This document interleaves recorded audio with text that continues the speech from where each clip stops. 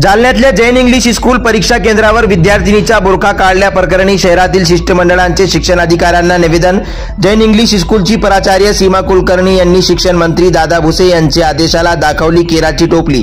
Jain English स्कूलची प्राचार्य सीमा कुलकर्णी यांचा संगी चेहरा उघडकीस, नागरिकांमध्ये तणावाचे वातावरण, सीमा कुलकर्णी यांना निलंबित करण्याची मागणी। जालना शहरातील 21 फेब्रुवारी शुक्रवार रोजी 10वीच्या परीक्षेला सुरुवात झाली असून उर्दू माध्यमिक विद्यार्थ्यांसाठी परीक्षा केंद्र ठरला जैन इंग्लिश स्कूल।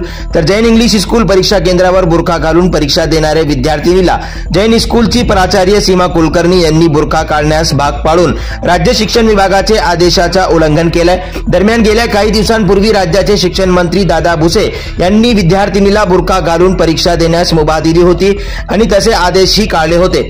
मात्र जैन इंग्लिश स्कूलची प्राचार्य सीमा कुलकर्णी यांनी शिक्षण मंत्री दादा भुसे यांच्या आदेशाला केराची टोपली दाखवली आहे। त्यामुळे सीमा कुलकर्णी यांचा संगी चेहरा उघडकीस आला असून त्यांना तातडीने निलंबित करावे अशी मागणी एका शिष्टमंडळाने शिक्षण अधिकाऱ्यांकडे केली आहे। तर जैन इंग्लिश स्कूलमध्ये परीक्षा देत असताना काही विद्यार्थिनीला बाहेर बोलवून जबरदस्ती बुरखा काढण्यास भाग पाडले, त्यामुळे विद्यार्थिनीच्या परीक्षेवर विपरीत परिणाम होतोय असे मजकूर या निवेदनात नमूद करण्यात आले आहे। तर शिक्षण विभाग यावर काय कारवाई करणार हे पाहणे अत्यंत औत्सुक्याचे ठरणार आहे। तर या निवेदनावर हाजी अब्दुल हमीद, माजी नगरसेवक शेख नजीब, माजी नगरसेवक शेख शकील, माजी नगरसेवक एडव्होकेट फारूक तुंडीवाले, शेख वसीम युवक काँग्रेस अध्यक्ष जालना, माजी नगरसेवक संदीप नाईकवाडे, माजी नगरसेवक सय्यद अजहर, समाजसेवक अतीक खान, रामेश्वर घोडके, गणेश चांडुडे यांच्या स्वाक्षऱ्या आहेत। आज तर शिक्षण अधिकारी मॅडमकडे आम्ही एक मागणी आणि निवेदन केलेलं आहे। 21 तारखेला जैन इंग्लिश शाळेमध्ये सध्याचे 10वीचे बोर्डाचे परीक्षा सुरू आहे। त्या परीक्षेमध्ये आमची मुस्लिम समाजाची जे मुलं आहेत त्या मुलींना इथले जे मॅडम आहेत कुलकर्णी मॅडम त्यांनी जे तर जाणून बुजून काही कारण नसतानाही त्यांचे बुरखे आणि हिजाब काढण्याचा त्यांनी जे तर ते प्रकरण केलेलं आहे।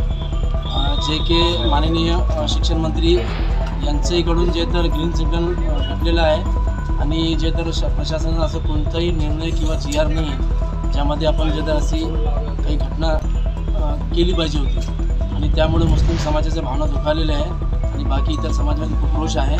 आम्ही या निवेदनामार्फत जे तर मागणी केली की अशा जिल्ह्यामध्ये आणि शहरामध्ये जितके केंद्र प्रमुख आहे आणि केंद्र आहे त्याकडे आपण स्वतः लक्ष देऊन जे तर अशी घटना यापुढं झाली न पाहिजे त्यासाठी आम्ही मागणी केली आणि या शिक्षकांना निलंबित त्वरित केले पाहिजे आणि कायद्याचं आणि GRचं पालन केलं पाहिजे अशी आम्ही मागणी केली। काय नाव आपले? माझं नाव माजी नगरसेवक शेख शकील। यापुढे जर का अशी घटना झाली तर आम्ही खपून घेणार नाही आणि यापुढे आम्ही सर्व समाजातर्फे मोठं आंदोलन करणार आहे। मुली कोणतीही समाजाची असो ती आमची बहिणी आमची मुलगीसारखी असते, त्यांना त्यांची इज्जत दिली पाहिजे।